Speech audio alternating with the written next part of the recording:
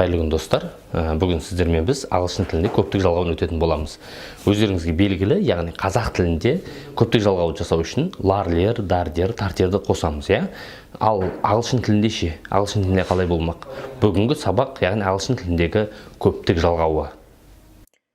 Достар, мына бағана ғана түсіндірдім сіздерге зат есімнің көптелуі туралы. Ағылшын тілінде бір 99% немесе 98-99% сөз көптелу жағынан, яғни S жалғану арқылы жасалады. Мысалы, a book болса books, a key болса keys.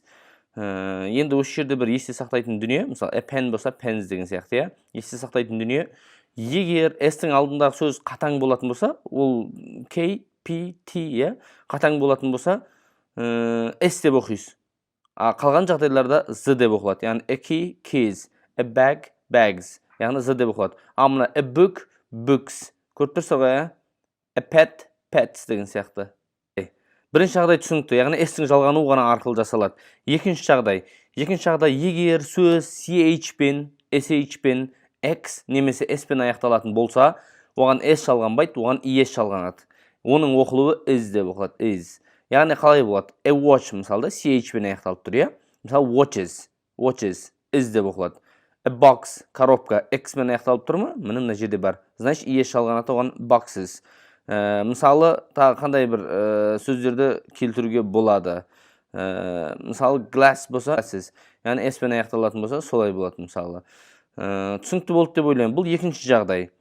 Енді үшіншісі, егер сөз Y мен аяқталатын болса, оның алдындағы, Y-дың алдындағы әріп дауыссыз болатын болса, ол көптелген кезде былай көптеледі. Яғни I, E, S-тің қосылуы арқылы жасалады. A country, countries. A dictionary, dictionaries. Көріп тұрсыздар ғой, иә?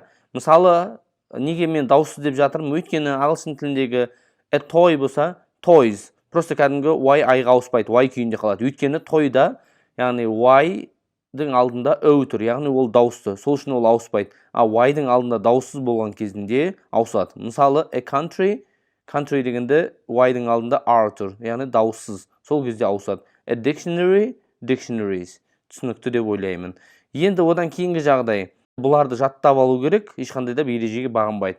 A man болса, яғни ол ер адам деген мағынаны береді. A man деген, яғни ерлер, яғни ер адамдар деген мағына береді. A woman, әйелдер, women.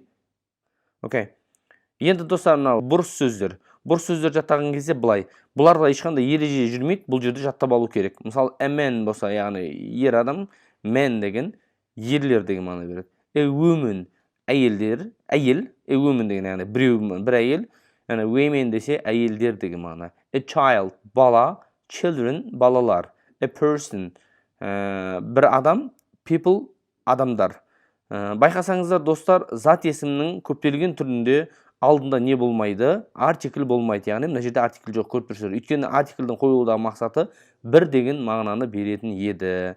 Назарларыңызға рахмет. Достар, біз ағылшын тілінде көптік жалғауын өттік. Өздеріңіз көрдіңіздер, яғни жасалу жолдары бір емес, 4 жол бар екен. Үйреніп алды деп ойлаймын. Төменде берілген тапсырмаларды орындаңыздар. Баршаңызға сәттілік.